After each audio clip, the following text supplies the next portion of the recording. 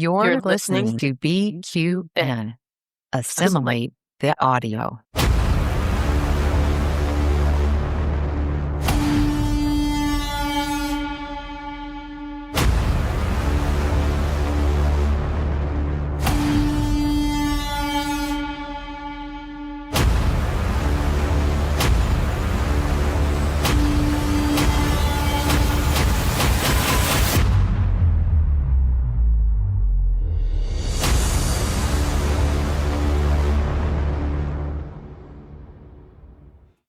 Hello there, and welcome to the BQN Hive Mind presents Hit It, live on BQN's YouTube and the Trexperts Quiz Twitch channel. It's me, Davey. I'm joined today by my fellow Aussie Star Trek fan. It's Stephen Russell. Stephen, how are you? Hi. I love how I came off the intro right as you looked like you were pouring your almond milk into your coffee there, by the way. Everyone, thank you so much for joining us today. If you are in the live chat, I can see that there are a few of you in there.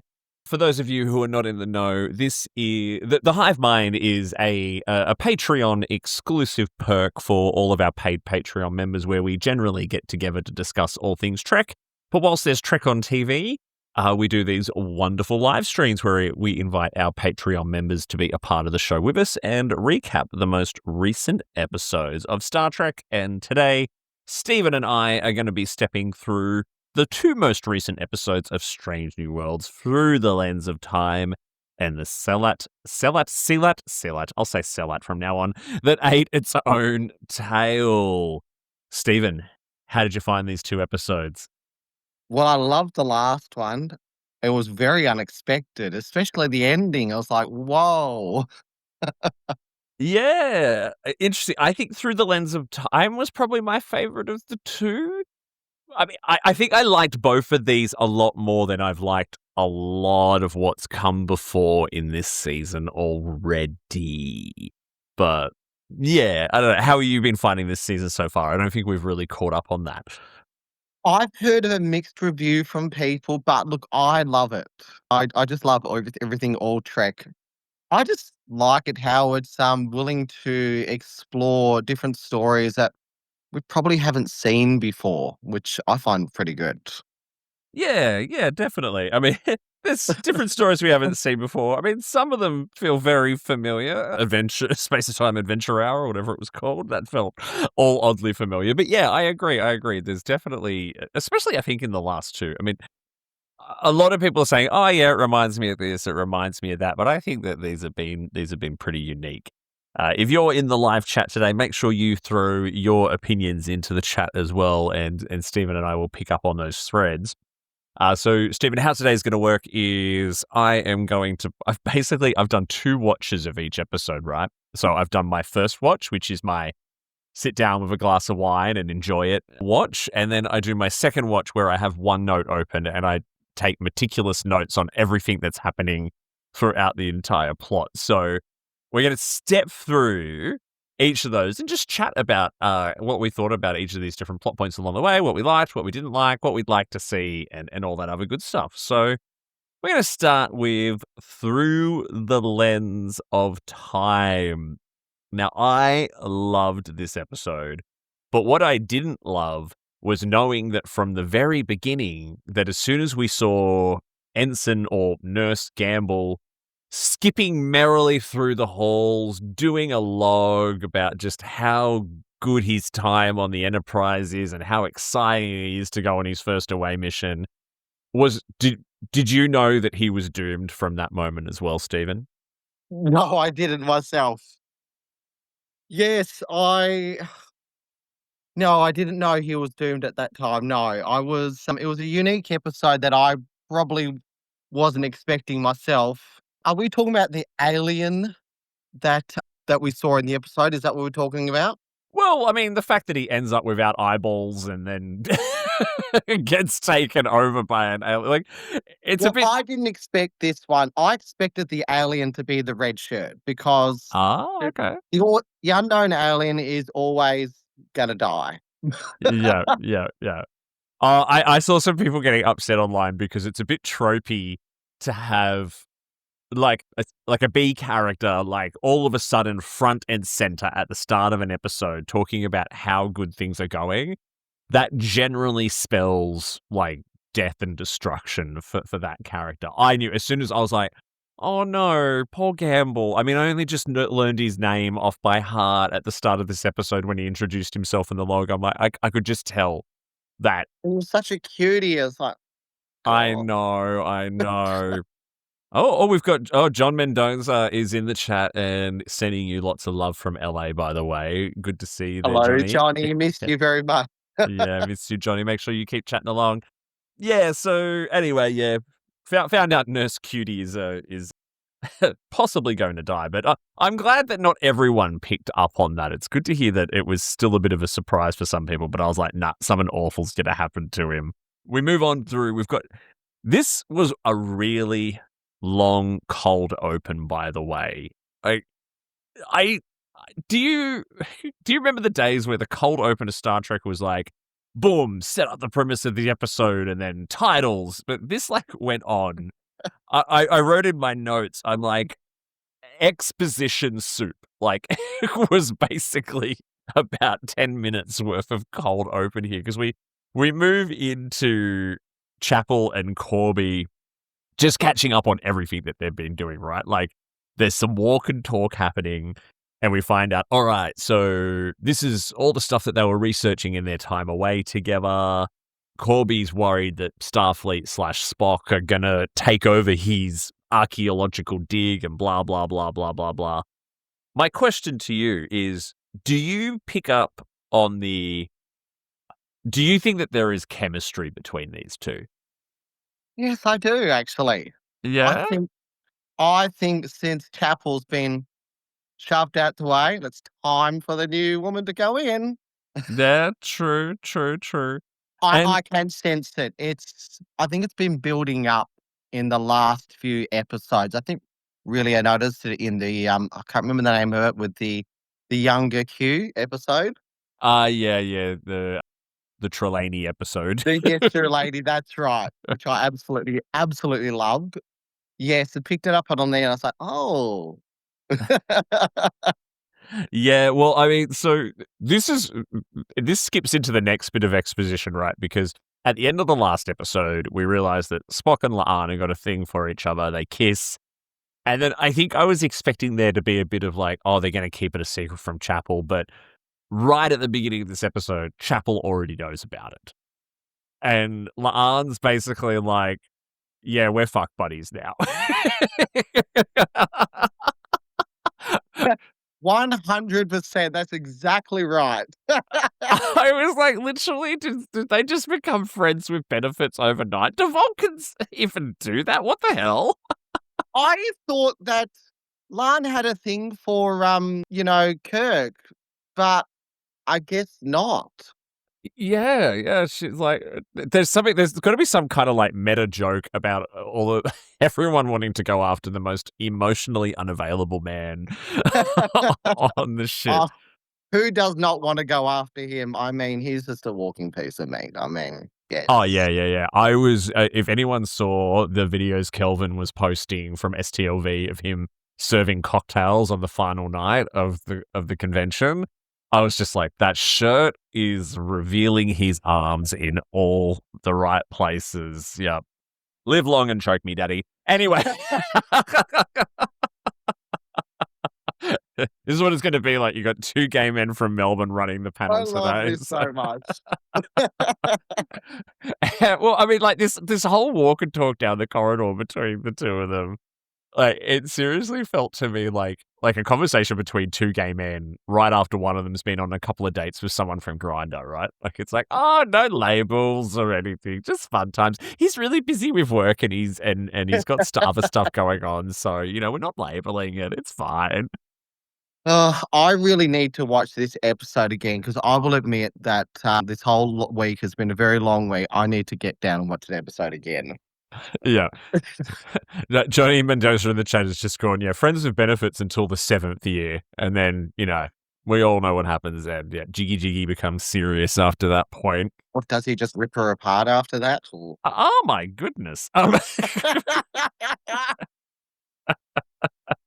Yeah. We find out that Batel's treatments are going well, which should also signal that they are actually not, which we find out later that that is the case. But I think my favorite part in the whole cold opener is the awkward elevator moment between Spock, Chapel, and Gamble. And that line, "She is an excellent dance instructor." Double entendre all the way. So a lot more was going on than dancing. I mean, she was, though, yeah, she was a beautiful dancer. Yeah. She was putting it all out there for him. Yeah, legs 11. So we also find out here, because she goes, "Oh no, I know you and Corby are friends now." But it's weird. It's very, very weird. And I feel like they're just, because they've only got the 10 episodes, they're just trying to all right, let's just move this relationship business along a little bit.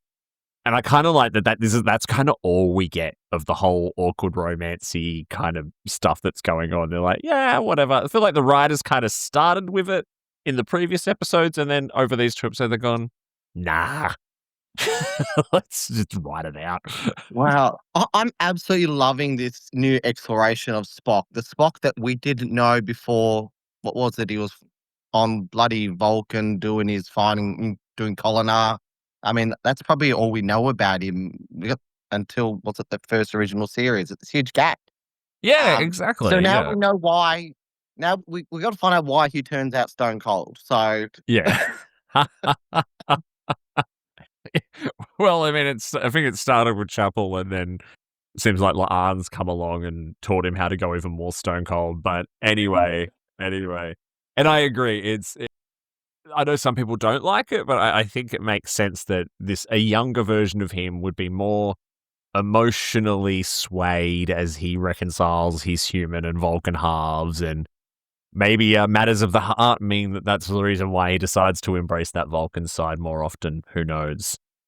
So we've got Ortegas's brother is back, who's a little cutie too, by the way. It's good to have him back. yes. They all beam down to the planet together for this archaeological dig. We meet the McCroon representative, just the one for this very important moment. The red shirt alien.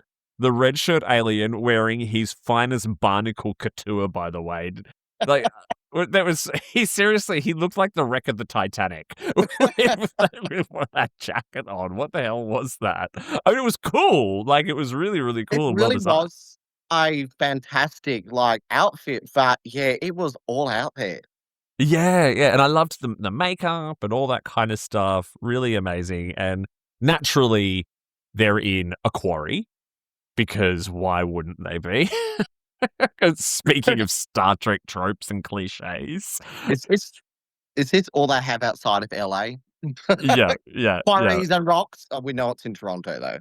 Yeah. We've also got a little more flirting here between Uhura and I can't remember his actual name, but I'm just going to call him Mr. Ortegas. But Ortegas' brother, the other Ortegas. God, what is his name? Does anyone know? Cannot remember his name, but they were definitely fuck buddies on the ship.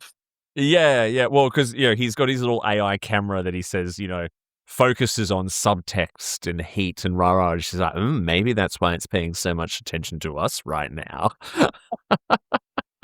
But I feel we get all of that out of again, all of the horniness is all in this first cold open, and then it's out of the way after that. But I mean, moving to the end of the cold open, my favorite part, right, is they've got this big quarry that's been excavated, and then the Enterprise shoots down these beams, and then that shoots out into the quarry, and boom, giant temples there. And I'm like, all the McCroon had to do was just excavate another 2 feet. And they would have found the lost city of Atlantis. What the hell? Yeah, that was a bit like, oh, okay. It was just right there, this fabulous, opulent structure. Yeah, right there all along. And then then we get, I don't know if they're paying homage to the fact that it's the 30th or 40th anniversary of Jaws this year, because Chapel gets out a communicator and is like, Captain, we're going to need a bigger landing party. Cue the credits. Did you like that line? I love that one. It was pretty funny. It made me giggle. So we come back from the cold open. We find out that the Macroon are direct descendants of an advanced civilization who traveled across multiple galaxies and potentially found immortality by creating quantum instability at a molecular level. We love a good, ancient civilization that had potentially dwarfed ours in terms of technology, don't we? Yes, you. Yeah, exactly. The entire final season of Discovery.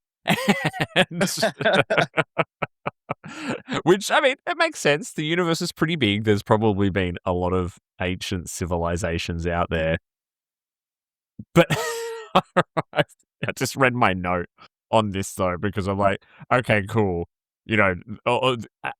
Millennia of history and ancestry has resulted in the Macroon, the galaxy's most personality void species. Because Najar or whatever his name on didn't really do much. No. They advanced so much to be stored in these little balls. I mean, okay. Yeah, exactly. That's very like Dongong. Yeah. So Chapel gets into the chamber, a little prick at the finger, so that means it now recognizes her DNA. Cool security system, by the way. I thought her finger was going to get chopped off or something, because it was like, don't put your finger in there. I wouldn't do that. I know, it was like a little, insulin EpiPen thing. It was like an Ozempic needle. I was like, what is that? But anyway, what I love next is how, Gamble runs up, like, oh my God, are you okay? Are you okay? Is everything all good? And I made a note here. So everyone refers to Gamble as Ensign, but he's a nurse. No one refers to Chapel by her rank. It's always Nurse Chapel.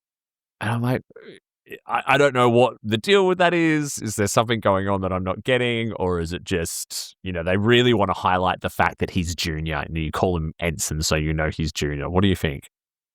Look, I think they've just set up obviously from the original series, they want her to be like the Nurse Chapel, like the iconic, the woman in that overly bleached blonde wig, Yeah. I don't know. It's a bit confusing because he seems a lot more senior to me, the way he acts. Yeah. I mean, he calls out that he's on the Enterprise at the start as this is fresh out of the academy kind of thing. But I don't know why he gets called by his rank and not by the fact he's a nurse. I don't know. Maybe I missed something. I don't know that one. Yeah, that's a good point. Yeah. Anyway, only the writers know. So we enter the chamber, comms are blocked because of course they are, only to discover two bodies of a couple of Tomb Raiders who no doubt died of starvation centuries ago. Yeah, that's pretty deep to think that wow, okay, these two found this thing a long time ago and just died and rotted in there.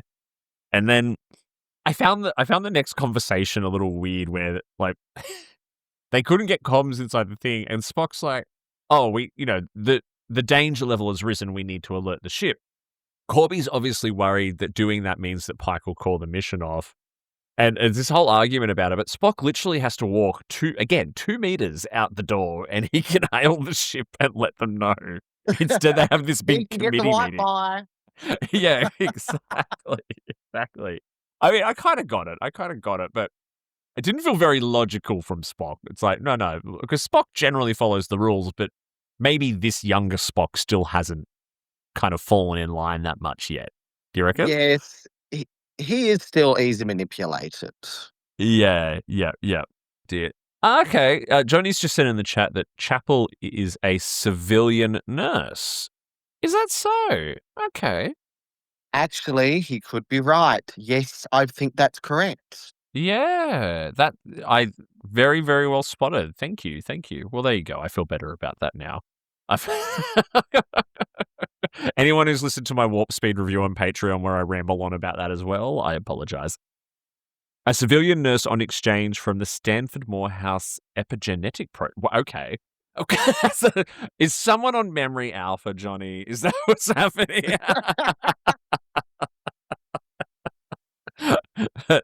Anyway, I don't know where that information came from, but fair enough. Anyway, Najal, the Macaroon, gets the deciding vote, and they decide to stay. They find all kinds of artifacts. They talk about a memory stone. And then Gamble admires the shiny, glowing orb that one of the Tomb Raiders had stolen. And boom, he loses his eyes. Horrific, by the way. That was really horrific. The whole oh my God, yes.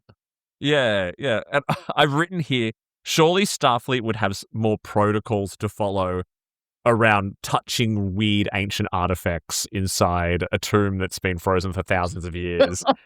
And you would just pick up something off the two guys who got stuck there and starved to death. Yes, this was giving me Prometheus vibes.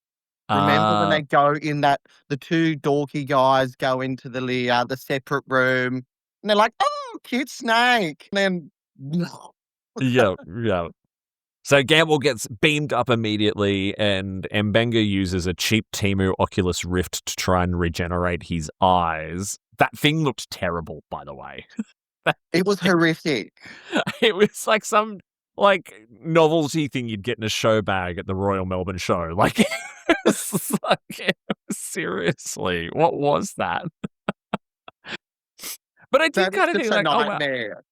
I mean, they could regenerate eyes in the 23rd century? I was surprised by that. Just, I guess, put them there.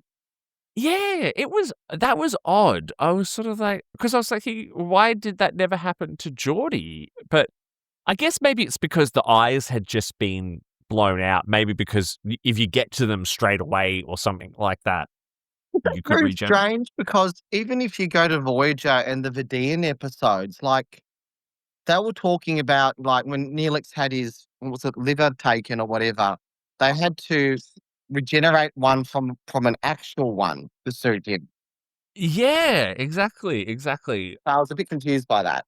Yeah, so was I. And it took me out of it a little bit, but now that I think about it, I think, maybe it's because it was straight away. If the tissue is still there, you can regenerate them. Maybe that's true. Yeah, they got to build on something.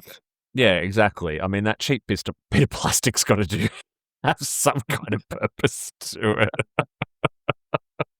Anyway, we go back down to the planet. We get a glimpse of the next chamber, and we see the statue, and Najal freaks the fuck out. It's a bit of an "we're all going to die down here" moment. He takes for the door, and he is immediately, boom, destroyed, and the door closes, and they're all locked in. Interesting that, it's Chapel's DNA that this place now recognizes, but the door won't reopen for her. But, again, ancient civilization, who knows why they do what it is they do. So they're all locked in, but the door's internally still open for Chapel. This is where the episode, I think, starts to kind of get really, really interesting. This is where the mystery sort of begins to take off. Everyone goes through the same door, but seems to be... Stargate. Yes, very Stargate. I've had some people sort of saying Doctor Who as well, but yeah, everyone's in a different place. Each room is kind of the same, but a little bit different. And the augmented reality wall is working overtime in the background with everything shifting and wobbling. I couldn't get my eyes off that. Every time someone was talking, I was just watching the wall. Yeah, exactly. It was a little distracting, wasn't it? Yeah. I did think it was some of the more realistic or more effective use of that AR wall technology. Sometimes, especially in Star Trek, I'm very aware of the fact that it's there. I know that is some big screen that's displaying computer graphics in the background, but this kind of looked kind of good. It was really good. It was really good. Yeah. I'm glad to see they've kind of got a little bit more confident with their use of it. Anyway, so everyone goes through the AR wall, blah, blah, blah, blah. Meanwhile, back up on the ship, the Temu virtual reality is failing and doing nothing for Gamble's eyes. He also starts doing creepy things when Yeah, like he, on the bed. yeah, yeah, he just sort of sits up and starts glaring around. And then we find out he's dead. Oh, And he has a little panic attack, as I think you would if you were to receive that news. I've got no brain. I, I liked his realistic reactions, though, right? Like of course, you would freak out. Like, why would you be saying that? Like, I can't be dead. I'm here. I'm thinking. I'm not seeing, but but I'm here. That's, oh my goodness. That's like a bit like, oh, it was like death becomes her. You've got no pulse. Yeah. I'm dead. Yeah, exactly. Very much that energy. I also had a question as to, okay, you've just found out he's dead and he's having a panic attack. So you give the dead man a sedative. Well, that's Star Trek's answer to everything. Oh, she's panicking. Give her a hyperspray now. Yeah, quick bit of Knock her Valium. out. I can't But, deal with this. So sedative works on dead people. That's great. So anyway, back down to the Raiders of the Lost Ark. Chapel and La'ana are in the room with the statue. We find out it's exhibiting quantum instability on a molecular level, and it also has got Chinese writing at its base. Ooh. Did they ever explain the Chinese writing? No, I don't think they. No, they didn't. I don't think they did That either. was very interesting because I was looking at it going, oh, someone going to translate that? Hoorah, get over here. No. Yeah. I think La'an's tricorder was translating it, but she's like, oh, it's an Earth language, Chinese, and this is what it says. And I'm like, yeah, but why? Why was there an Earth language there? That's one of the things. That's one of the little things you find out throughout Star Trek, where they just gloss over something and they never revisit it again. Yeah. I mean, I watched it twice and I still didn't pick up on, and especially because when I do my note taking for this on my second watch, I have got the captions on and everything, and I still did not pick up on an explanation as to why there was an Earth language there. Anyway. I love the La'an's like, what does all this mean? And Chapel's like all wide-eyed going, I have no idea, but I'm very excited about it. Must say, just as a little comment, I'm loving Lan this season. She's going from stone cold, bitching rest face, to she's really alive now and with personality. It's really good to see. Yeah, her character is moving on beyond the dimension of being Khan's descendant and being traumatized by seeing her whole family eaten by Gorn, which traumatize you, absolutely. Really, yeah, absolutely. Yeah, she's getting a little bit more depth. Spock and Corby are also doing a bit of problem solving. Spock finds his own VR headset, slightly more impressive this one. He got his from Amazon. I don't understand though why he could only see the orbs with the visor, and then he sees there's hundreds of thousands of these little orbs in the pit, and one comes up, and I think it's like a Gorn jumps out at him, or he sees a Gorn screaming. Yeah, was that kind of give him nightmares? Was that what it was trying to do? Yeah, I don't know. There's bits and pieces in this episode which went a little unexplained. For as good as the episode was, I thought that there was going to be tension between Spock and Corby, and that's why they got trapped together. And there was a bit, but it was a little underbaked. That's the only thing I would say about everyone being trapped in the different. Because even Uhura and Ortegas' brother are trapped together, and then their kind of sexual. There's nothing that kind of advances their sexual tension or chemistry either. All those little components are a little underbaked for me, anyway.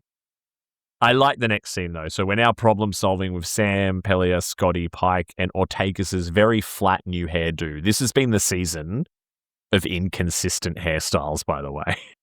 Did you notice that as well? Like, Ortegas' hair, it looked like she'd just gotten out of the shower or something. I did notice that. It's gone from, I'm allowed to say, power lesbian to okay. Power lesbian with wet hair. You're like, am I allowed to say that? I noticed that they're in the this new science lab, and I noted here that I don't think we've seen the engineering set at all this season. They're always in this science lab. What happened to engineering? Did the set burn down?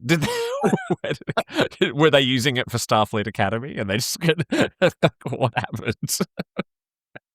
I will admit I'm a bit grey with this scene, so. Oh, okay, yeah, okay, cool. But do you know what I'm talking about? Have you noticed that the old, if you think about it, have you seen the engineering set that they've used in the first 2 seasons? Yes. It hasn't not been in this season at all. No, it hasn't been. They're always in, Scotty and Pelia are always in this new science lab set, which is much, much smaller. It's very odd. Yes. I have not. Yes. What the hell happened? Is it going through Renos? Yeah. It could be. That's what I just think that they were probably using that part of the set for Starfleet Academy, so it was off limits. No, that's true. Yes. Pelia starts freaking out that the orb was older than anything she'd ever seen, and it gives her quote-unquote the heebie-jeebies. And can I just say, I love that Pelia was back for this episode. She's so good. She is, oh my goodness. I love her. She's just, I think she brings all the gays to Star Trek. Absolutely, yeah. Carol Kane is amazing. She is like the Amy. She is the Amy. Oh my God, Amy. It's the Amy of Strange New Worlds, bringing all the gays to the yard. Oh, Amy would love that, especially from the man who made her wait in line for hours to get a signing of STLV. Inside joke there, by the way. I'm sorry, Amy. So anyway, that's interesting because usually nothing phases her. We go back to sick bay and possessed Gamble. Johnny liked that last joke. Possessed Gamble is now talking about Mbenga's dead daughter, which he should not have any knowledge about. He's got intimate details coupled with creepy dialogue about, was that what you saw? Was that just some alien wearing her skin and eating her dreams and all this like creepy, icky kind of stuff? Like that was good. I was generally creeped out at that bit. Like I was feeling. Yeah, I was too. That was like the second sign that yes, he's dead and he's an alien now. Yeah. And then Battelle rocks up with a migraine looking for some Nurofen Zavance, and then Gamble just kind of sits up and goes, oh, I wrote the word here, Kalikachna. And then, boom, she goes like full, like crouching tiger, hidden dragon Battelle. Like, something awakens in her Gorn DNA. And yeah, martial arts ensues. What did you think of this scene? I loved it. It was like, wow. Like, I was expecting, like, if you go back today when she was going to be like a Gorn hybrid, I was like, oh shit, she's going to slowly transform into some Gorn. But really, she's turned into freaking, it's Superwoman now. Yeah, exactly. And she explains to Pike later on that whatever she couldn't explain what happened, but whatever she felt towards him was a real, like, fear that whatever he was or whatever was inside him needed to die. To be eliminated. So whatever they are, the Gorn are also terrified of them, but know of them as well, which is interesting. Which is the Gorn are much older than yes, what a much more ancient civilization. Yeah, that's only just occurred to me just now as well. Gamble takes off. First of many red shirts die here. Catches up with him in the corridor. There's a red shirt dead off to the side. He's got another one held at gunpoint. And all I could focus on was how brightly lit this scene was. Like, we've got a man with just 2 gaping eye holes where his eyeballs used to be, killing people. He's standing in the middle of this corridor, and it was lit like a shopping mall. Like, I was like, it's so bright for everything that's going on. Like, why is it so bright? What is happening? That may have just been me who noticed that. And maybe because I've been listening to the Delta. It was You did? hugely bright.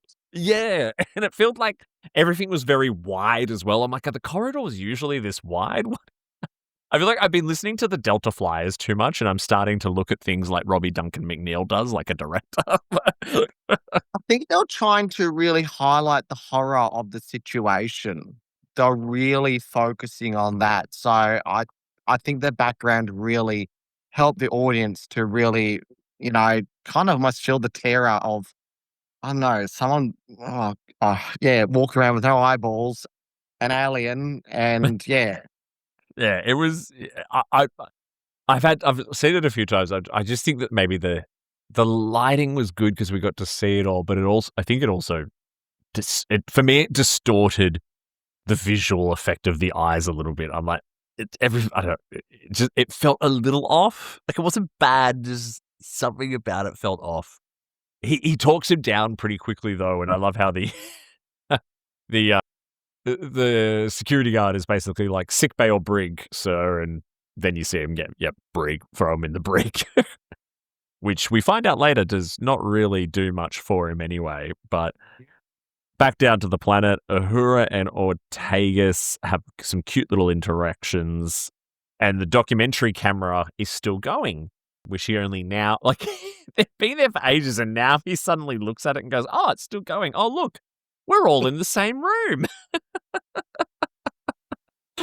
Which is cool. I mean, that was, we kind of got to that resolution very quickly. Yes, we did. Yeah.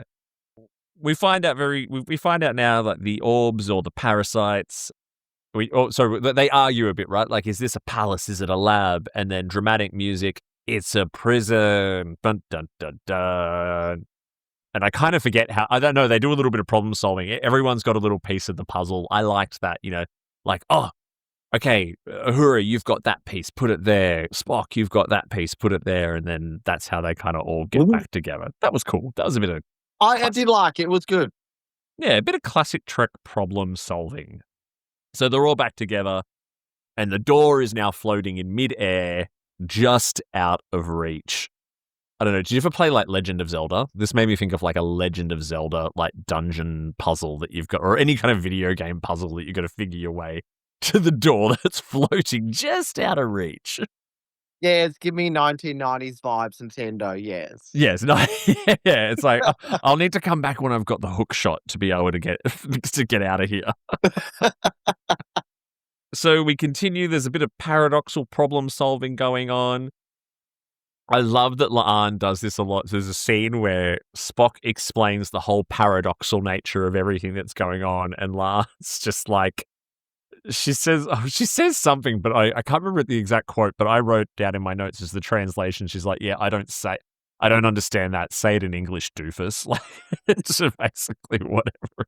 She does that a lot to Spock. She's like, all right, for those of us in the cheap seat, Spock, what exactly do you mean by that? Which she says to the guy she's banging, by the way. Isn't that how you usually treat the other person you're banging? You just start doing half-wit comments? I mean, it's been a while since I've been in that situation, but yes, I guess, yeah. Maybe it's a little bit of underhanded flirting that no one else is aware of. Yeah. Underhanded, yeah.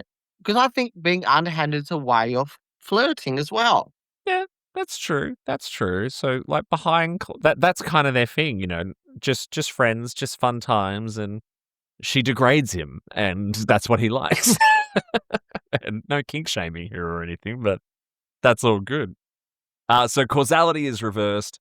Let's take a leap of faith and walk across the empty space to the door, which was, I think we've seen this before. It was a little cliche that was going to have to happen, but it was kind of cool. I liked that everyone's arguing about who gets to risk certain death, and Spock's like, Chapel's got to do it. Off you go, girl. Yeah. Scooch on, if you would. Because she's the key. Much like Buffy's sister in season 5 of Buffy the Vampire Slayer. I love it. I thought this was a bit cheesy. He rambles off a little bit of romantic poetry to convince her to go. And I'm like, oh, I wanted to throw up in my mouth. I was like, I'm over it. Yeah, Fox not good at that stuff. Yeah. And anyway, so that works. Hold my hand. I don't know why. if Chapel's the key, why does La'an have to do it's like she holds La'an's hand and they both do it. It's like, why did she like what if La'an just like Chapel was able to walk and La'an just like fell straight to her death?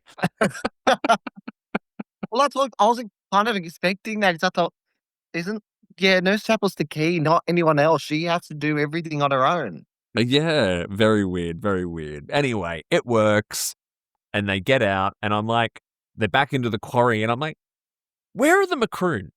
Like the McCroon know that this happened. Like, why didn't any of them others show up to be like, oh, you're safe, thank God. They just were like, no, Oh, don't care about you. You knew what you were signing up for. Deal with it. no, just one McCroon on that whole planet. Yeah.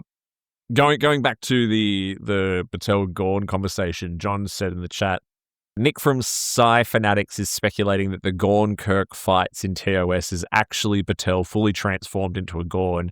He's basing some of his ideas on what Batel's outfit matching on her outfit matching the Kirk's Gorn outfit. I've heard similar. The first time I actually heard that, Johnny, was from Kelvin. He was the first person who speculated that to me. That's running wildfire. Do you think, Stephen? Do you think that's what we're going to see? Oh my goodness, I have not even thought about this. Have you not heard this rumor? No, that's what everyone's saying, that they think that it's going to be because that Gorn in TOS's arena is somewhat more human looking, Yeah. and very buff, but So it's a lover's quarrel. it could be. Yes, because Kirk sends Pike back to live with Vina in the menagerie, and so Patel returns to be like, he was my man. And she sent him back to her. It works. I like this. I like this theory. It's great. Yeah. So plot point A is resolved here. Plot point B, back up on the ship. Eyeless Gamble kills another red shirt, but this time by like reaching through the force field, which is kind of cool. I also he was doing a fabulous job of being like creepy here because he's like going, he's your mother. She's in pain. Why did you leave her? And he's like, what the fuck? And then reaches out, kills him. And Benga tries to talk him around, but not before Peleus shoots him in the back.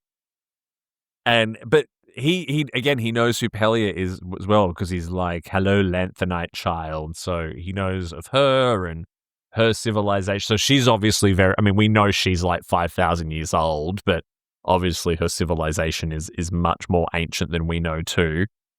And then you see a little possession thing come out of his body, and they store him in the transporter buffer. Something which was highly experimental and hard to do in TNG's Relics when Scotty shows up much later, but gets done all the time. It's Strange New Better hope Worlds. no one opens that program. Exactly. Dr. Moriarty. Yeah. Yeah, exactly. This should have been the lesson that helped us with Moriarty, but anyway. Back to the briefing room for our galaxy-ending disaster debrief. Everyone is reflecting on just how evil the Orb prisoners were, and Peleus starts getting super serious, like really serious about how ancient the evil is. And I was like, all right, this is a bit much. What was the quote she said again? I can't remember the full quote, but because it goes on for a bit, it gets really serious and the lighting and it pulls focus on her and all that kind of stuff. But that's not even the good bit. The good bit is just when she stops and goes, does he want me to do another one for the camera? Oh my God. Hands down, my favorite moment of Strange New Worlds ever. Oh my goodness. And he's like, no, it's fine. She's like, suit yourself. I was like, what a great way to end that. That was so good. We all laugh, but before the credits roll, Mbenga is reviewing the data of the stored gamble in the transporter buffer, calls his parents to tell them what happened. I wonder how much how accurate he is on what he tells them, and the screen glitch before the credit rolls, which says to us, "This is not over," which reminded me very much of the transmission noise you hear at the end of TNG's Conspiracy. Do you know the one I'm talking about? Where it goes out to space and you hear the transmission going off, going, "Oh, this is going to be back." Not that it ever did come back, but so there we go. That was Through the Lens of Time. So, how do you feel now after revisiting all of that? Wow, there is a lot to unpack in that episode. Obviously, stuff that I've missed, but wow, what an incredible episode! I wonder if this is now setting the stage for the downfalls of our good doctor. Well, he had a lot of screen time in this episode, but we haven't seen a lot of him throughout the season. I mean, actually no, then again, he had a whole episode earlier on, but then he's had lots of like smaller bits here and there. It could be, I mean, because there are characters that we know are just not going to go on. So Yes, exactly, and he's one of them. yeah, and we also know now that Strange New Worlds is going to potentially conclude with Kirk taking over command of the Enterprise. That's what they're building towards in the final, the 6-episode final season. So I wonder if they'll do, like, I think they will. I mean, I hope that they don't kill them all. Like, I hope that not all of, like, some of them just go off and do, something fun and wonderful and have wonderful careers moving ahead. But yeah, what do you think? No, I'm afraid. Look, I'm afraid for our doctor, it's going to be a bit of a downfall for him because losing what was his nephew, wasn't it? Yeah, Yeah, yeah. that's a traumatic experience in itself. I don't think that's something that he's probably going to get over very easily. Indeed, indeed. But let's before we continue on with this very serious conversation, to join us for the recap of the second episode, it's Peter from the Trek Book Club. Hello there. How are you? Hello. Hey, Davey. Hello. Hey, Steven. How are you doing? Good, good. Sorry. Sorry. A little late joining, but I was actually listening in on the first half, but I didn't have a whole lot to add to it, so I figured I'll just join for the second half. It's a little bit of a blur, that episode, so, but I could at least, join for the second one, the second half. Mm-hmm. Oh, good. Oh, good. Well, you've joined right on time. So obviously the sellout that ate its tail is much fresher in your mind. Is that right, Peter? Yep, you got it. Exactly. Dear. Well, why don't we move on then? Let's jump into that since you're here. So, the sellout that ate its own tail. Peter, your overall impressions of this episode? Yeah, I mean, I liked it a lot. I think it's one of my favorite of the season 3 Strange New Worlds, and probably one of the favorite just Strange New Worlds in general. I think it's sort of the character development for Captain Kirk was one of the highlights of this episode, and it helped connect the Kirk that we saw in TOS, a little bit of a more experienced Kirk, and it gave a little bit of an origin story or origin mission on how that Kirk came to be. So, we when we were watching TOS, that Kirk already had a lot of the sort of the attributes of characteristics of a leader, and so this was one of the kind of a little bit of a retcon, but it was a good way of showing us how he's starting to get to that to that point. So overall, I enjoyed it. It was a good episode. Yeah, definitely. What about you, Stephen? Yeah, it was a great episode. I have to agree there. Just seeing the origin story of Kirk there, sort of doubting himself and in going through a sort of a moment where he had to really show leadership. And then you saw Spock, go into the room with him to try and sort of mentor him. And it's like, oh, here's the little spark moment of, when these two start their little friendship. Yeah, yeah. And I was like, wow, I was really excited about that. Yeah, it was a lovely little moment because they split the A and the B stories up somewhat between everyone who we know goes on to be in TOS, and then everyone else was kind of left aboard the Enterprise. So it was a fun little romp in that regard. So let's step through the story. So my first thought, though, I have to include, this is my first note, by the way, is so we're pretty much just forgetting Spock and La'an's romance, and we're also forgetting Ortegas's rebellious PTSD character arcs at this point. They're pretty much none of that exists. Which I'm oddly okay with at the same time.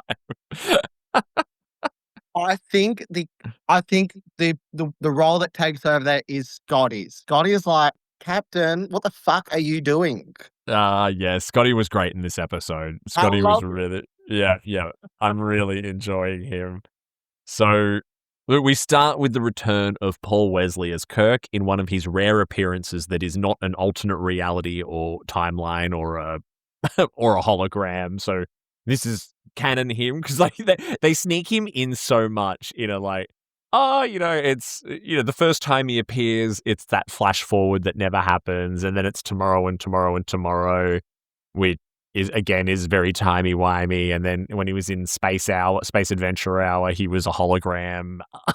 So it's all funny. But I loved this version of him, like Peter was saying. I really, really enjoyed it. He's aboard.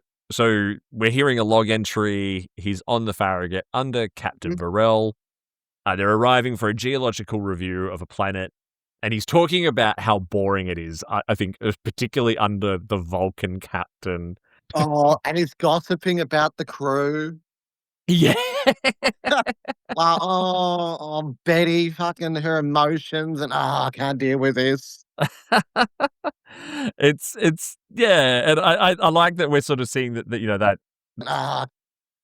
it's yeah, and I like that we're sort of seeing that young Kirk who's like he's just itching for a bit of risk taking. We're sort of seeing that young Kirk who's like taking and a bit of adventure. It's all like, oh, we never take any risks. Everything's always so boring or by the book and rah rah rah. And anyway, it's like this is just so routine. Like I want to be the one making the decisions. So, again, that's probably a little foreshadowing. Because our Kirk's going to learn some heavy lessons of command here, which we know he absolutely does not take on with him for the rest of. Get on the ground, do a better review. Probably not a great idea because the planet immediately starts exploding, which was like, whoa. And I thought this was going to be our cold open here done. I have made a note here because during that whole scene, like the ship gets rocked, everyone gets thrown around, and Captain Varel just kind of catapults out of the captain's chair. And I was like, that was a little too dramatic. Did anyone else notice how weird that looked? It's like the camera caught her right as she stood up and she's like, oh, hang on. Whoa! It throws herself off camera. It's a bit like the commander, or whatever his name is, on the first of the caretaker episode. When they go through, when that, what do you call it? Cabot. The and he's sort of like, yeah. at the right moment, he's sort of like, oh, like he wanted to die. If anyone who's listening to the audio replay, go to YouTube because you're really going to miss Stephen throwing himself around his kitchen and the tour he's taken us on of his whole house while he's being on his iPhone. That's hilarious. But yes, I do agree with you. So we come back. Comms are down. Kirk is the only remaining kind of person conscious apart from that one random Farragut crew member who just sort of stays there the whole time. And we see something large and ominous, but we don't get to see what it is because bam, cold open is over. A proper cold open, by the way, Stephen, unlike the one I complained about in the first episode. And opening credits. I like I mean- this as a cold open. It felt traditional Star Trek cold open to me, don't you It reckon? really did. Like it was fast paced, it was dramatic, and it was like, oh, I want skip intro, I want to see what happens next. So we come back from the credits. The Enterprise warps in to save the day. But how did the Enterprise know? Did they get off I don't know if I missed it, but did they get off a distress signal before comms went down? How did the Enterprise know to come? Well, this is part of that trope, right? The one in which the Enterprise is the closest ship to any emergency. Exactly right. Yeah, Yeah, but in the quadrant. it doesn't get explained. Yeah. No. It doesn't. I feel like it did not get explained at all. It's literally just, the Enterprise is there because of course they are. Comms were down. There's no mention of a distress signal. The Enterprise doesn't even say, oh yeah, we detected. I mean, it's possible they detected the explosion from wherever they were. But again, it's just left up to the audience to assume, which I find a little frustrating. But anyway, we get a proper away team. Like, not one led by the captain. It's a very TNG away team. We've got Spock, Scotty, Chapel, Uhura, and La'an, made up mostly of our TOS characters, ready for their first adventure with their future captain. And also, all comms are down again, even their ship to ship and all that kind of stuff. The random bridge crew member, her name is Alvarez. So she's literally the only member of the Farragut crew who is still capable of doing anything. It seems like everyone else is dead or injured. Which I think that was a gripe I've seen people talk about on the Discord. I don't know if you've noticed this, but people were just like, where was the rest of the Farragut crew? Like, literally, where were they? Like, there can't have been that many of them dead or injured that no one else could come and work on the bridge. Do you reckon?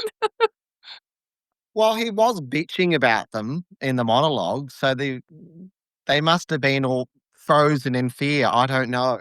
Yeah. I was just like, I'm not helping him out. Screw that.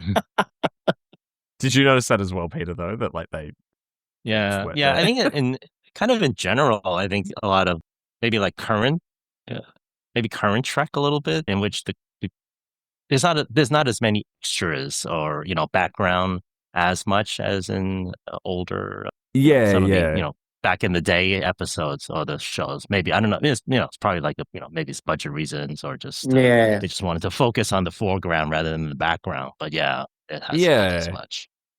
I mean, it was still cool to have. I mean, I loved the whole TOS kind of setup on the Farragut's bridge.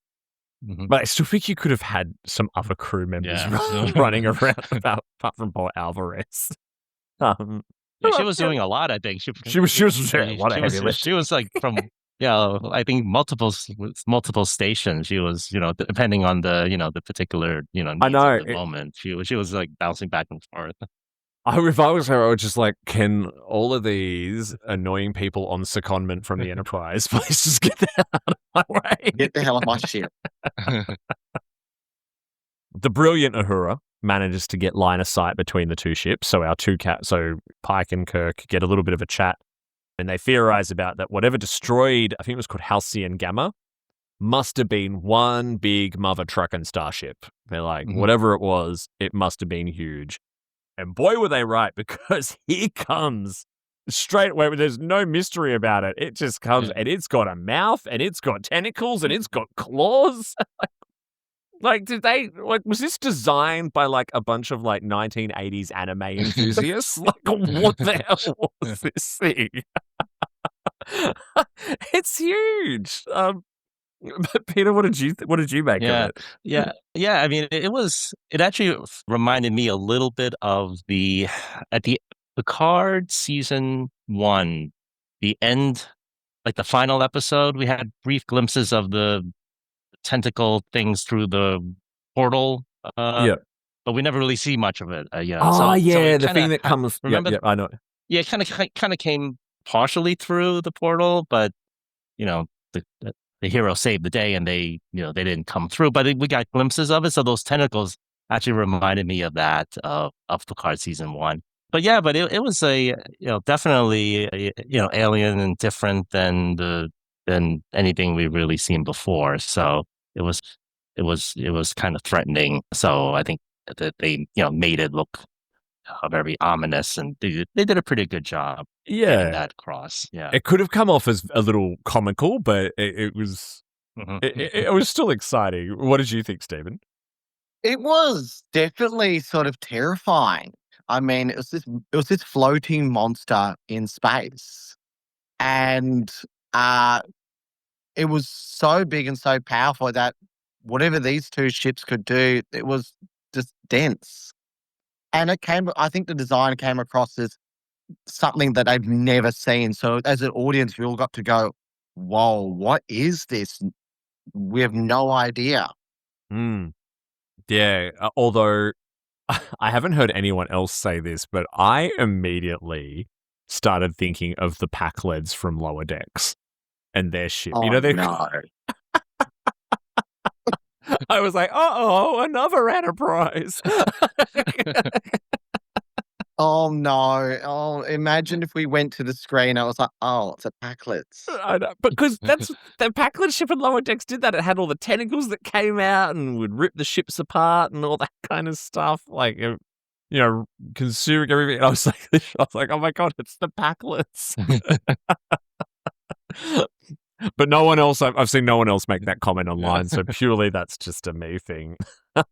So Enterprise gets eaten by this space behemoth and it's kind of like warps right through the Farragut, by the way. Like it just goes boom and it's out of there. Oh, it wasn't interested in us. Yeah, exactly. Yeah. I mean, Farragut looks like a pretty boring ship from everything we learned so far. So Kirk is left as captain of the Farragut. Chapel beamed Varel to the Enterprise for an emergency surgery that, unsurprisingly, a nurse was not qualified to perform. Also, I also wrote here, also nurses are awesome. So not discounting our wonderful nurses. So that's kind of cool. Enterprise is wrapped in vines inside the belly of the beast. Also, comms are down. There's 2 episodes in a row, by the way. Comms being down. We find out at least why the Enterprise crew aren't really around, because they sent runners out, Pike describes, to tell everyone to huddle together safe in central locations in the middle of the ship, because systems like life support and heating and all that kind of stuff were going to start failing. But also the runners being sent around the ship were not returning, which meant that they'd already been boarded. And that was kind of cool. I was getting chills at this point. I was like, this is kind of freaky, whatever's going on here. Peter, what did you kind of make as this was all starting to unveil itself? Yeah. I mean, I was, getting kind of more and more vested into the story and wondering how it was going to turn out. I think it's like each scene kind of got more. They were in trouble more and more. There was just more and more threats that was coming to them, and so I wasn't sure how it would all, conclude or how they would resolve it. So I think they built up the tension pretty well by sort of layering more and more challenges to Kirk on the Farragut and to Pike and crew on the Enterprise. So yeah, I think that was one of the reasons. Yeah, that's kind of one of the, reasons why I enjoyed this one, because of that. Yeah, I agree. And it's like the episode that came before us. It was A and B plots just blending seamlessly together. I like when the A and the B plots support each other, which sometimes newer Trek doesn't do as well. Sometimes even older Trek didn't do it that. Like the B plot could be so far removed from what was going on elsewhere. I like that immediately. I think it was like La'an, Ortegas, and pretty much everyone on the bridge crew all of a sudden remembers a story about some mythical ship. Like the Klingons knew about it. Someone's professor at the academy knew about it. And they're like, oh, that is of the known space. Yeah. Like, okay. Marauding. Yeah. Like, but obviously this is it. And that's kind of how they explain this, because they're like, oh, well, this must be it. That rumor that literally every single civilization seems to have about this ship, it's here. We go straight to our TOS crew who are solving problems. I loved that Kirk got a little pissy at Spock for quoting regulations. I don't know if you picked up on that, but that's something we know. Like Kirk later on, like in the movies, it's like you never quote regulations to the captain, not to Kirk anyway. Did you notice? I don't know if you saw that scene, but like he gets really triggered by that, and he's like immediately, he's like, "Don't you quote that to me?" Blah blah blah. Did we like this kind of like? Because I think through this whole episode, we got some foundational groundwork of all the relationships that we know these different characters are going to have together. What did you think of that, Stephen?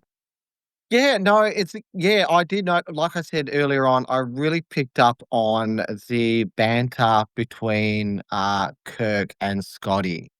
Because at this point here, Scotty's like, Captain, you're MIA. We need you. So you got a bit of a setup there. And I really enjoyed seeing us as an audience have an opportunity to explore Scotty more. Because at the moment, he's been sort of background until now. Yeah, exactly.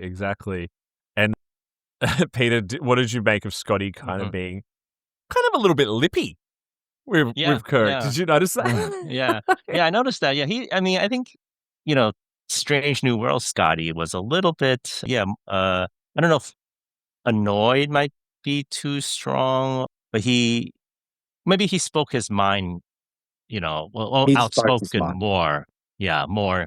I think TOS Scotty also spoke his mind, but I think he being more seasoned or more experienced and older, he didn't speak his mind all the time. I think the younger Scotty did that more, and we saw that. Especially here, I think he was under. I mean, everybody was under sort of a lot of stress, and I think there's always the engineer or the chief engineer that that has to do the miracle working. So, and he's not, young Scotty isn't, still kind of trying to learn everything. So I think he was under stress, but he did showed a bit of annoyance to to Captain Kirk.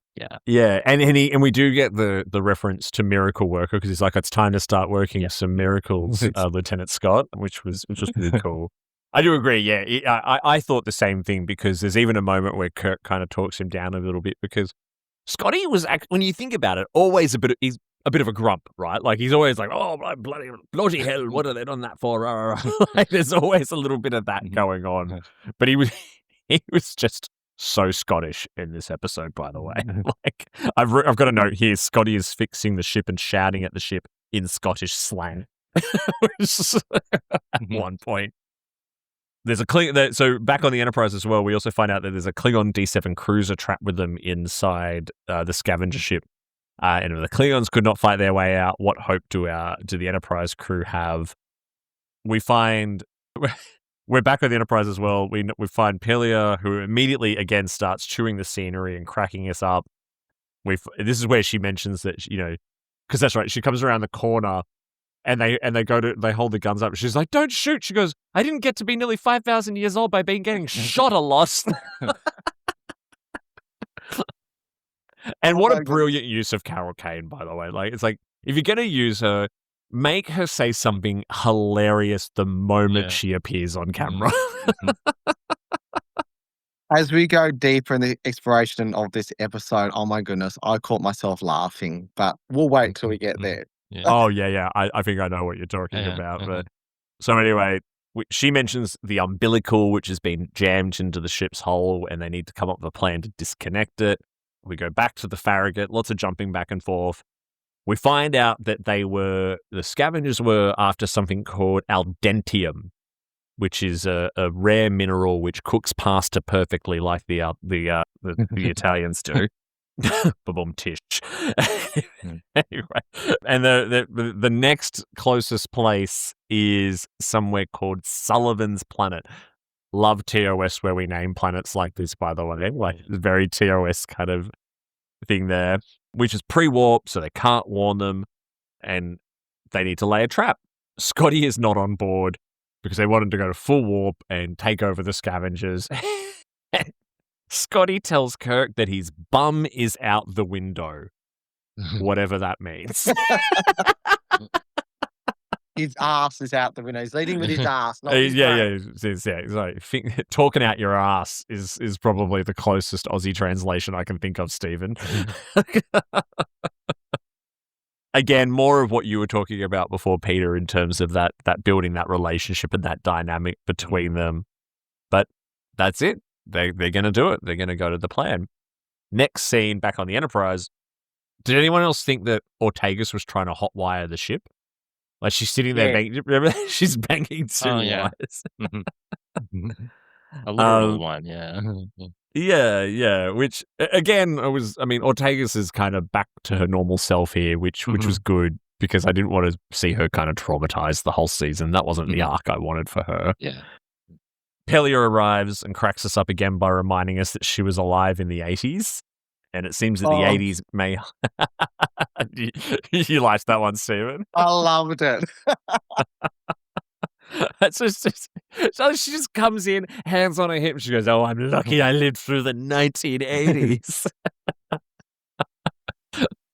She's so funny. She's a Tic Notaro for Discovery. She's just fantastic. Yeah. She really, really is. And perfect comic relief as well. We were saying before, Peter, that we haven't got a lot of Pelia this season, but she's been a tour de force in these 2 episodes in particular. Oh, absolutely. And it's just been so much fun to have her back. Yeah. Pike and Light. And I hope, yeah. I'm sorry, I just hope that she, with Scotty being there, it's like, I just hope she continues to, be a major player in the show. So I know there's a transition and eventually she'll have to leave, but I still hope that will be a long ways off before that comes.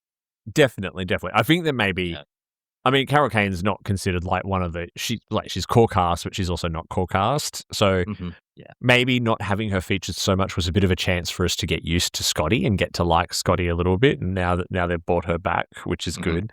Pike and La'an find the umbilical cord, and it's being tended to by the captors in their big evil spacesuits, who reminded me kind of some of the aliens from the Mass Effect game series. I don't know. Have either of you played those, or is it just me? A little bit. A little bit. I saw both of you go, that's annoying. The Farragut successfully overtakes the scavengers. Kirk gets a little cocky prematurely here, which was very funny. And, he's just like, drinks, yeah, whatever. Like, you can all buy me a drink. And I did it. And he kind of takes a very satisfying slide into the center seat for the first time. And he does like the full William Shatner pose and everything. I can't remember, was there a little bit of like TOS kind of music playing in the background then as well? So Stephen's pulling, if anyone listening on audio, Stephen's pulling the Kirk pose right now. But it was too soon. It was all too soon. The warp engines basically are stuffed now. Giant paperweights, Scotty calls them. And the crew needs to figure out what to do to catch up to the scavengers. But Kirk is shutting down here. This was like, Stephen, what did you make of all of this? Because I thought he was saying, basically, I don't care about your opinions because I'm Kirk and I've got the answer. But it turns out he was actually really stressed and like, I have no idea what to do. What did you make of this? One of the things I think lacks in a lot of like the original series is we don't get to see like the insecurities, and throughout Strange New Worlds we are seeing this, and it's the insecurities that ultimately make them a bigger person. So he's having a really anxiety sort of meltdown. You're all screaming at me. I can't deal with you. Let me think. Mm-hmm. Yeah, exactly. Peter, what about you? Mm-hmm. Yeah. Same thing. When I was watching that scene, I was a little bit taken aback because I just never saw Kirk that way before. Mm-hmm. So this was really, kind of going to, our comments earlier at the start of this segment. It was a chance to see him, just being very uncertain, just not sure what to do because of, like what he thought it would be the answer wasn't the answer, and it's gotten worse, and then how to get out of it. So I think everybody kind of reaches that, in their life, just either I've really work or family, it's just what do I do? I don't know. So it's good to see that, and then it was good to see others help him get through this. Yeah, and it was nice to add a bit of flaw to the character that we know and love.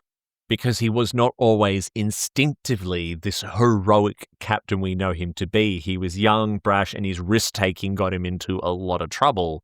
And we know that because he learns, I mean, we'll get to it soon, but he learns a very heavy lesson in this episode about command and command on this scale of a starship where whole planets and civilizations hang in the balance. So yeah, I agree. It was a really, really, really cool moment. There's a very cute scene where Kirk dashes off to the ready room to sulk, and there's a lot of genuine concern. Like they're all like the random Farragut crew member. She's like, he's had the con before, but not like this. I thought that was kind of cool. And Uhura's like, he's still figuring out his command style. And I love that it's this group that all band together to basically like, we got to help him. Because at first Chapel starts going, well, I can relieve him of duty. And On they're medical like, grounds. exactly, yeah. Which normally is what you might expect would happen, right? Like, the captain's kind of, he's out of it. But they're like, no, we need to help him. But it's Uhura that comes to the rescue. I know him. I've seen him at his lowest. Yeah, And yeah. he rises to the challenge. Yeah, absolutely. You're very right there. And then Spock decides that a clearly less emotional approach is needed, which I thought was hilarious. So he agrees to speak with Kirk, which is cool. Really cute scene. Really touching. I mean, a little cheesy. Don't get me wrong, a little cheesy, but I don't It's a know. good intro to their relationship, their future Yeah. relationship. It's a bit of fan service, and it's nice. It's fun fan service. So back to the Enterprise, more firefights with aliens are taking place. Random crew member dies. Pike and La'an are now trapped in the bar as the aliens try to break down the door. And Pike's favorite imported spirit is somehow used as a Molotov cocktail. Which was, again, that was funny. It's like, I had this is specially imported from a Lanthian distillery. And Lance like, I'll import you another one.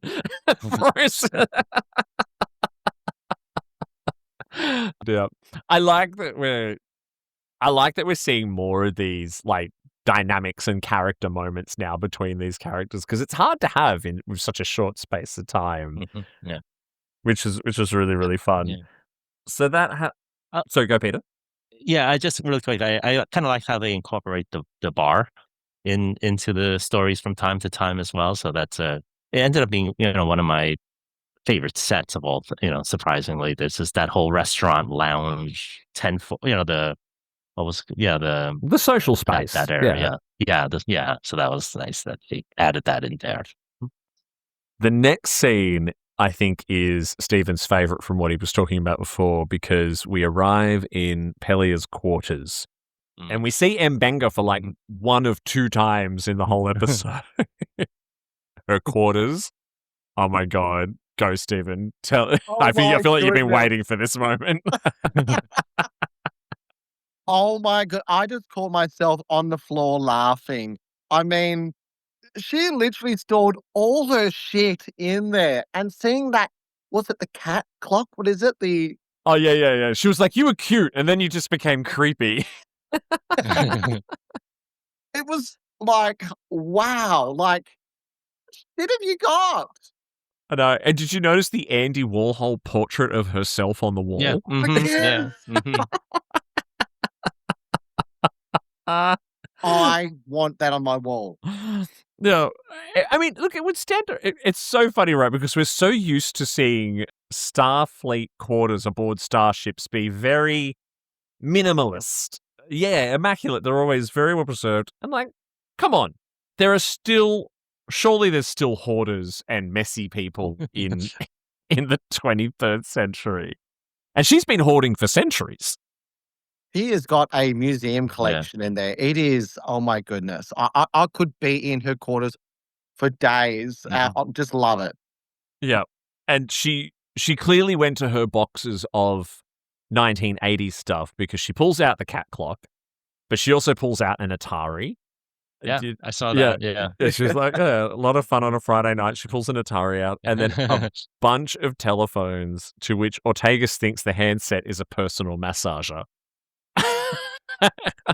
I'm like, which reminds me of the personal massages you can buy And on guess what? I Temu. bought my little prop out too.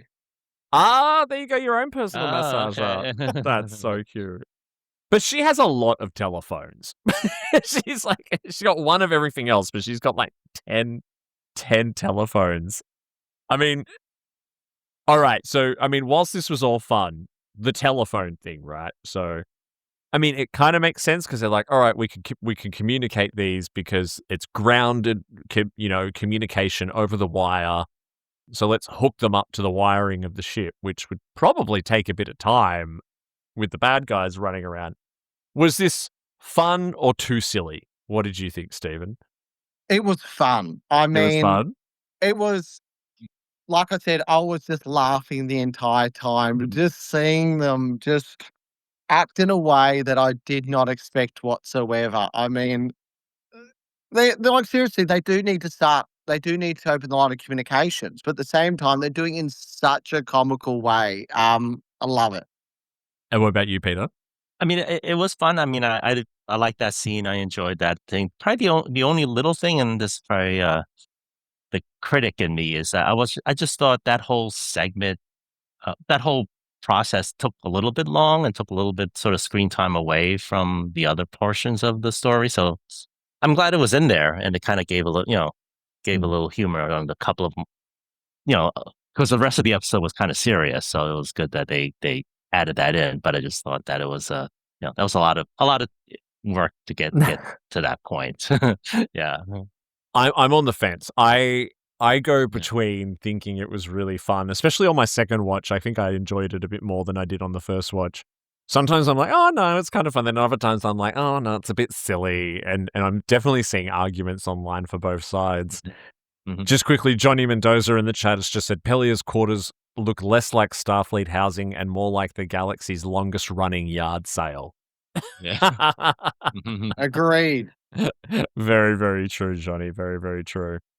All right, so we go back to the Farragut. Spock arrives to give Kirk a non-emotional pep talk. Peter, there was a lot going on in this scene. Did you pick up on, how did you find this in terms of, again, building that Spock-Kirk dynamic?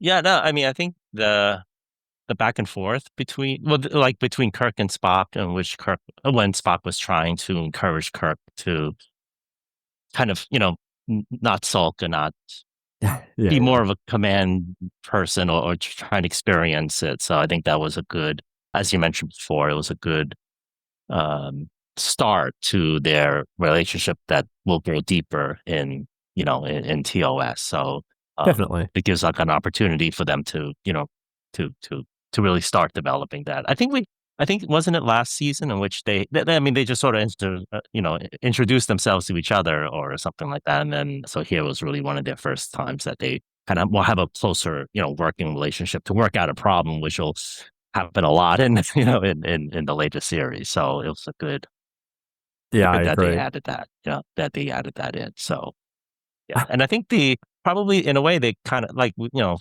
from 60 years they complement each other pretty well, and because Kirk is more of that emotional, a little bit of a instinct type person, while Spock is like the logical one. So it's kind of a little bit ironic how, at the previous scene, Spock volunteered to be the person to talk to Kirk because he is so different. So it's nice that they kind of acknowledge that, that difference, in which will become a core part of their relationship, later on.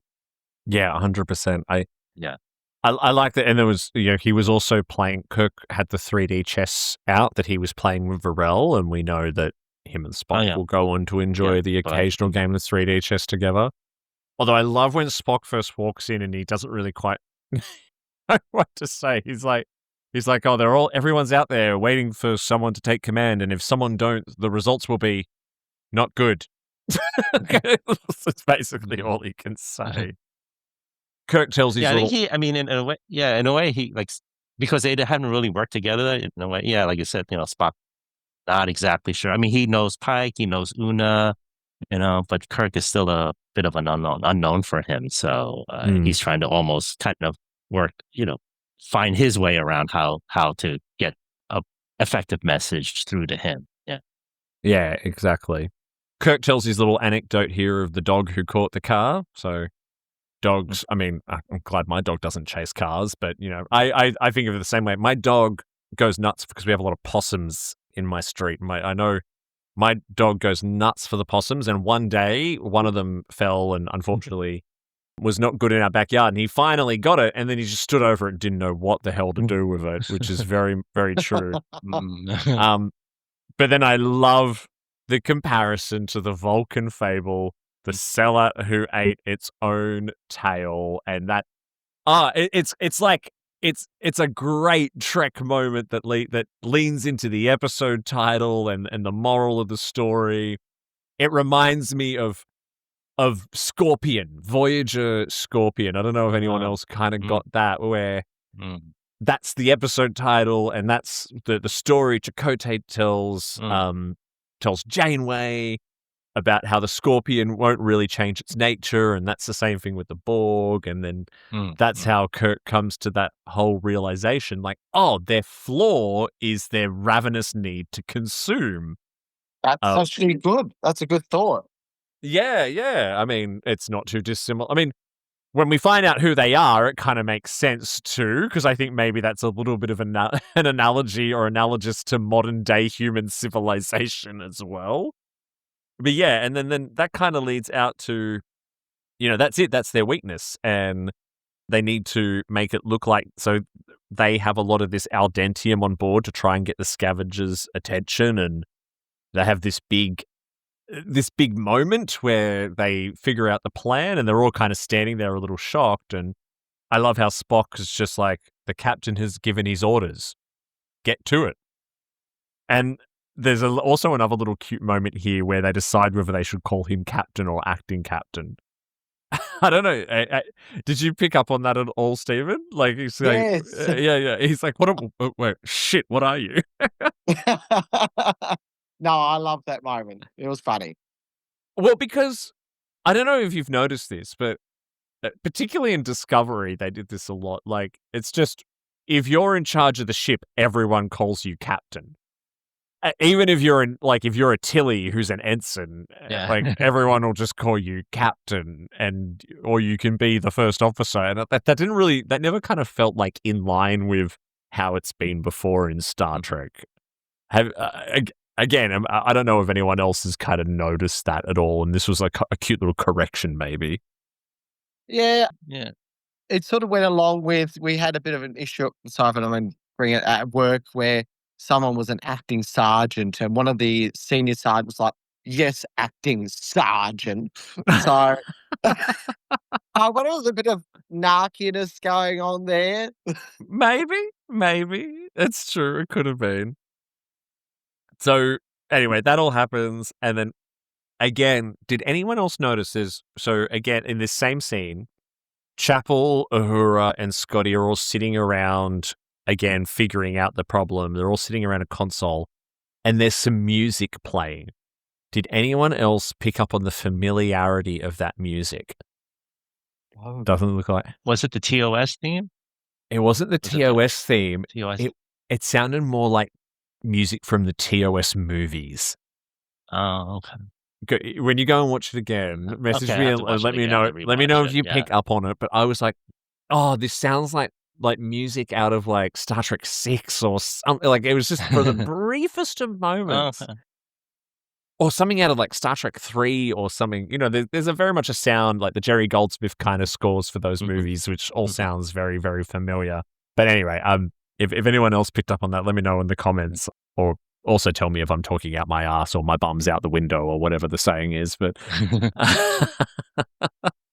all right, we're back on the Enterprise. Pike is beating the shit out of an alien with a bulkhead. One of them gets vaporized. The other holds a phaser at Pike and seems to take a very long time to pull the trigger. Seems to hesitate for some reason. A bit sus.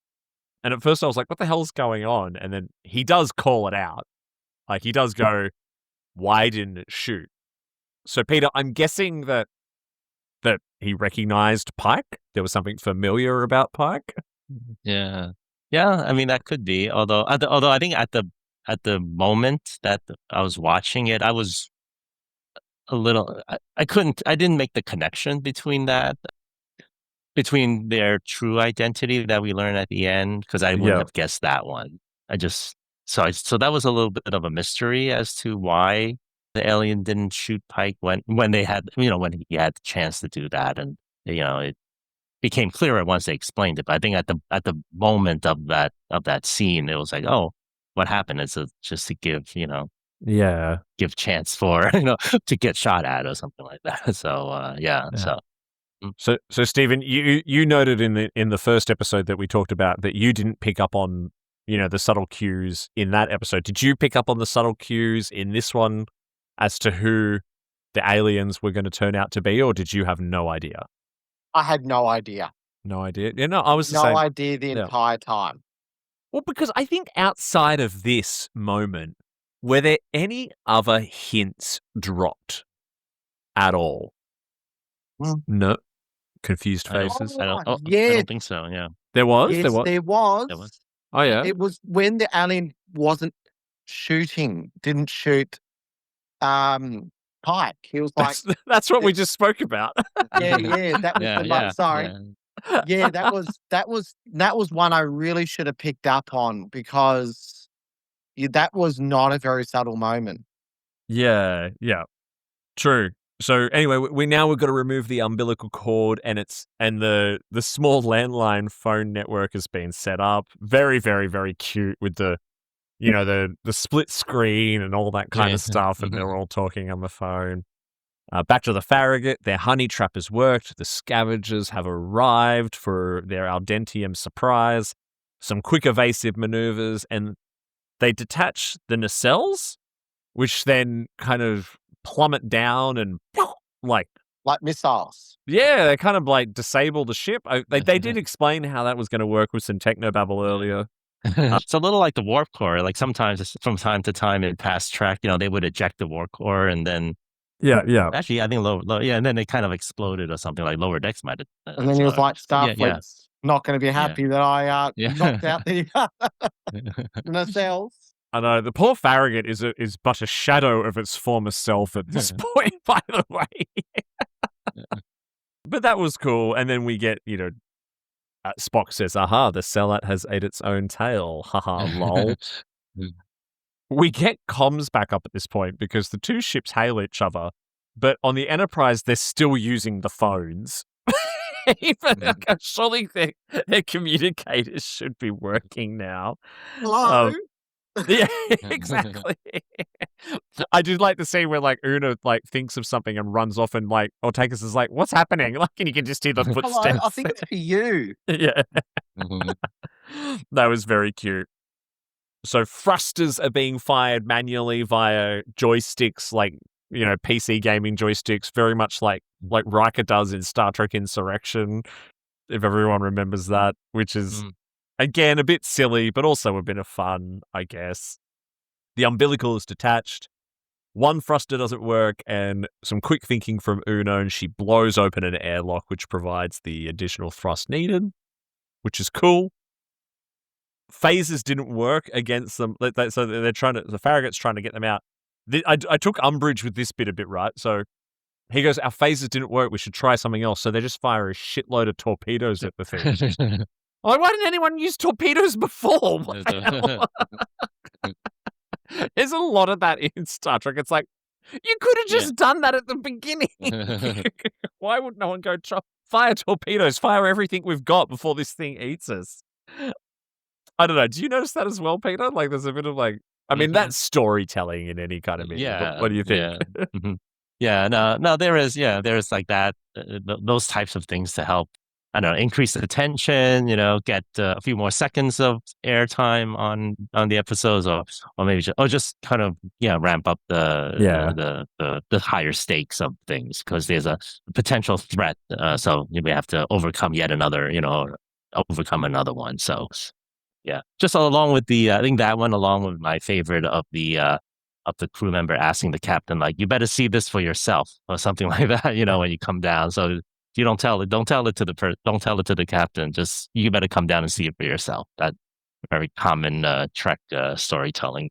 Yeah, because I mean, in this, in our Star Trek future, there's often not a lot of need for people to have to come and tell things to people face to face, but they still do. We don't even do that today. Yeah. So anyway, we blow the scavengers up in a pretty impressive, like, visual effect of the destruction. I really liked that. That kind of looked good. Yeah. But what a shame. They just killed 7,000. 7,000. 7,000. That's oof. It's quite the number. It's quite the number.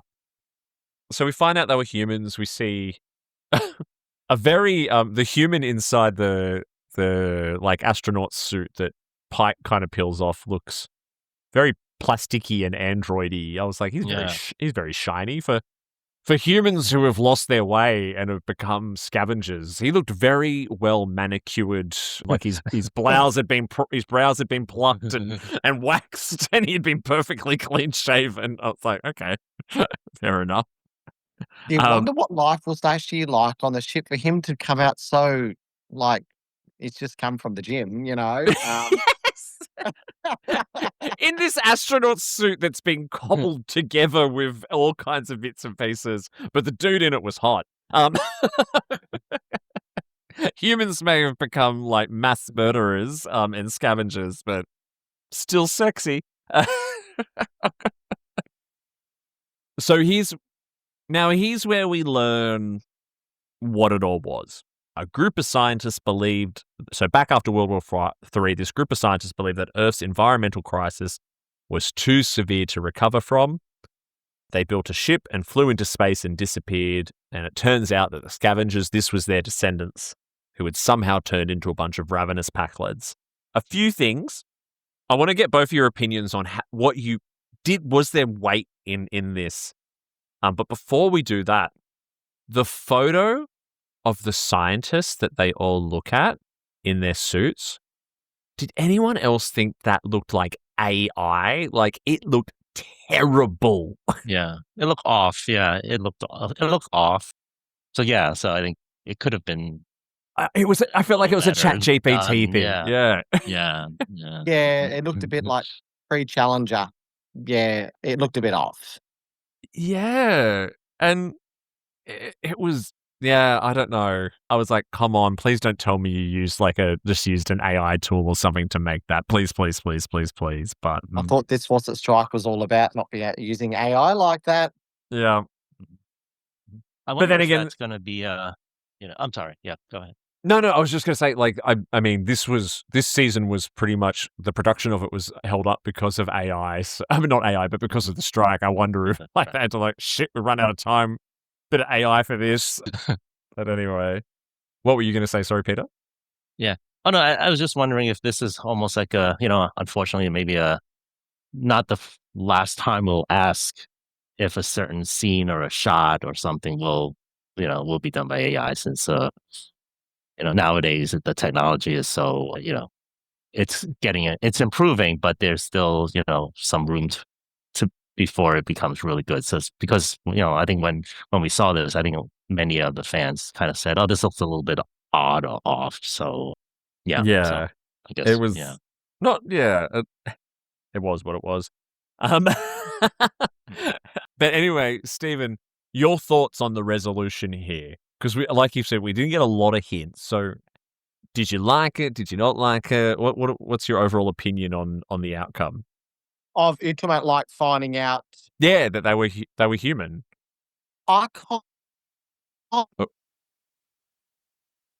of got a bit of grey here, but we live in an age where we live in a bit of political uncertainty, and we're seeing things like the norms that we accept, the sciences and everything being questioned.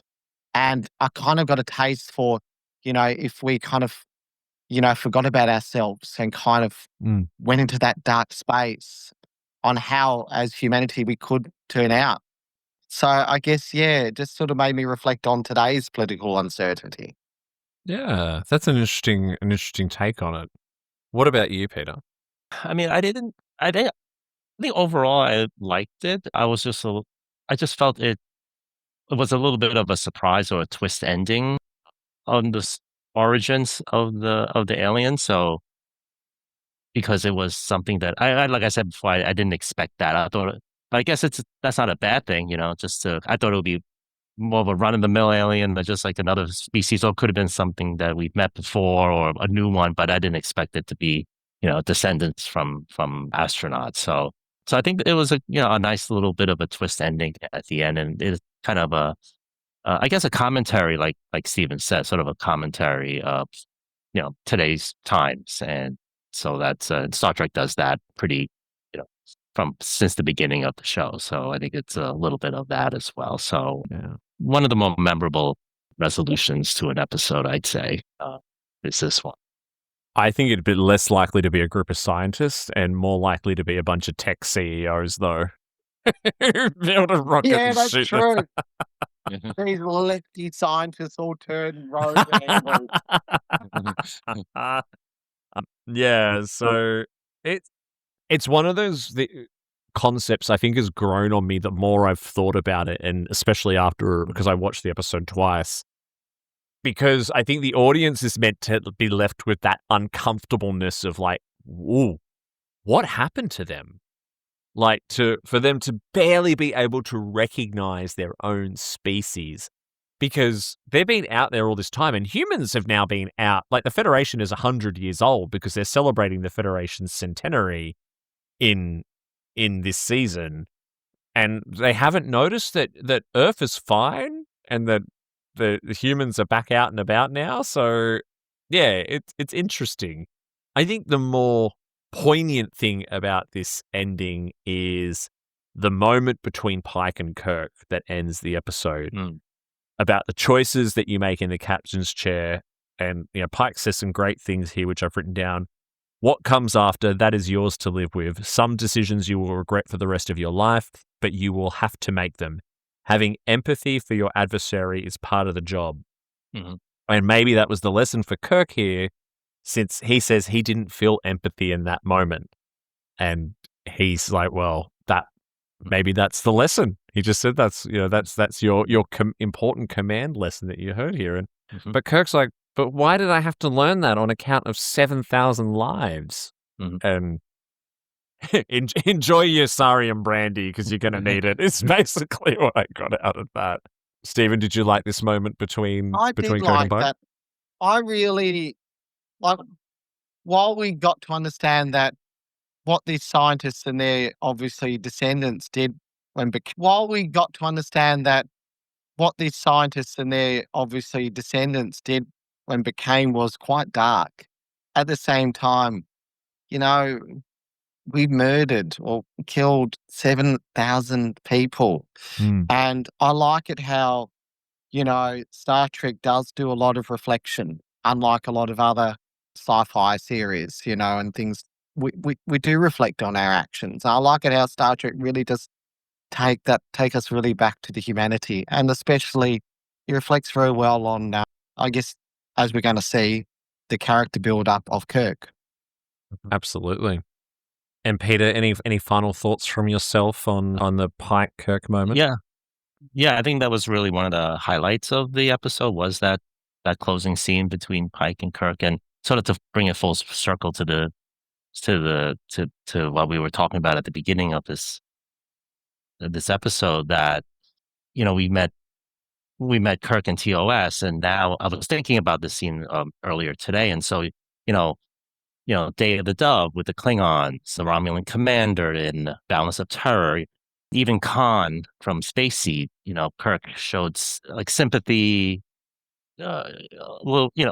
respect to various adversaries that he's met over the TOS, and I kind of think of it, those types of instances could be traced back to this episode and to that scene in particular with Pike, with Pike being the sort of the mentor, the little bit more experience in command, and explaining to Kirk that the decisions you make will be you'll have to live with, but you showing the respect to to your people that you deal with. It's important. So I think he kind of, like I said, it's a bit of a retcon, but it was kind of explains his approach and his approach to risk. That risk is our business speech, that pretty famous speech that could kind of trace back to these types of episodes here. So I think it was like you said, it was a key growing opportunity, a learning opportunity for Kirk, and one of the most important lessons you can learn, as a captain. Yeah. And to show that he's also, maybe at this point, he's not ready. Like he definitely like took control and charge of the situation, but I think Kirk was kind of left with this whole sense of, wow, okay, he was ready to take risks. He was ready to be the one making the decisions, but then he found out the weight of those decisions. And that was, I think there was a really cleverly written full circle moment for the character there. And I love how Pike got to play that mentor kind of role and help, tease that lesson out for him. It was, I think overall, a really entertaining, well-written episode of Strange New Worlds. One of my favorite of this season. These last two that we talked about today probably been some of my favorites. So absolutely agree. It was a real TOS Star Trek episode. Absolutely loved it. Yeah. Well, there you have it, everyone. Thank you so much, Stephen and Peter, for joining in on the panel. Well, there you have it, everyone.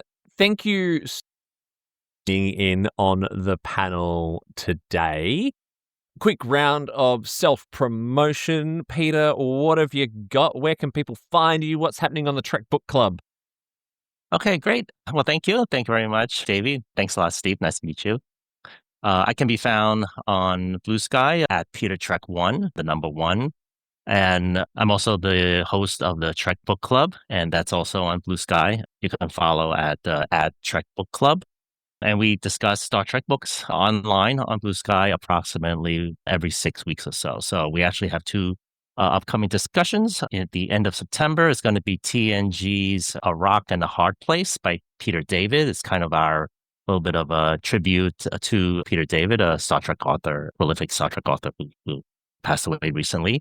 And also the following one's going to be in mid-October. And so we're actually going to discuss 2 novellas, the Starfleet Corps of Engineers, the SCE novellas. So there's one called Cold Fusion, and there's another one I forgot the name of, but it's online, posted. The schedule's on the profile, the Trek Book Club profile on Blue Sky. So we'll be having those coming up.